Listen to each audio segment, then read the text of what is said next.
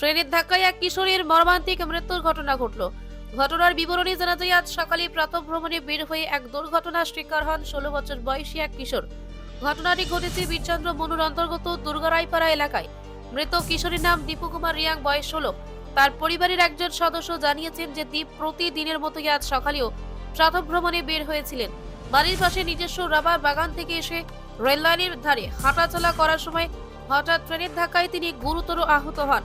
খবর পেয়ে তড়িঘড়ি তাকে উদ্ধার করে শান্তিরবাজার জেলা হাসপাতালে নিয়ে আসা হয়, কিন্তু হাসপাতালে কর্তব্যরত চিকিৎসকরা তাকে মৃত বলে ঘোষণা করেন। এই ঘটনায় পরিবার ও স্থানীয় এলাকায় গভীর শোকের ছায়া নেমে এসেছে। পুলিশ ঘটনার তদন্ত শুরু করেছে এবং মৃতদেহ ময়না তদন্তের জন্য পাঠানো হয়েছে। আজ সকালবেলা আমাদের কাছে একটা খবর আসে যে শান্তিরবাজার থানাধীন দুর্গারাইপাড়াতে একটা রানওভার ইনসিডেন্ট হয় আগরতলা থেকে সাবরুমগামী ট্রেনে।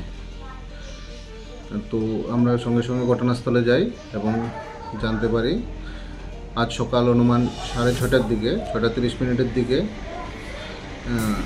দুর্গারাইপাড়াতে একটা ছেলে নাম তুষার রিয়াং, বয়স 17 বছর, পিতা মৃত তাপস রিয়াং, তাকে আগরতলা থেকে সাবরুমগামী ট্রেনে ধাক্কা দেয়। এতে ঘটনাস্থলে তার মৃত্যু হয়। পরবর্তীতে শান্তিরবাজার ফায়ার সার্ভিস তার বডি শান্তিরবাজার ডিস্ট্রিক্ট হসপিটালে স্থানান্তর করে। Thank you sir.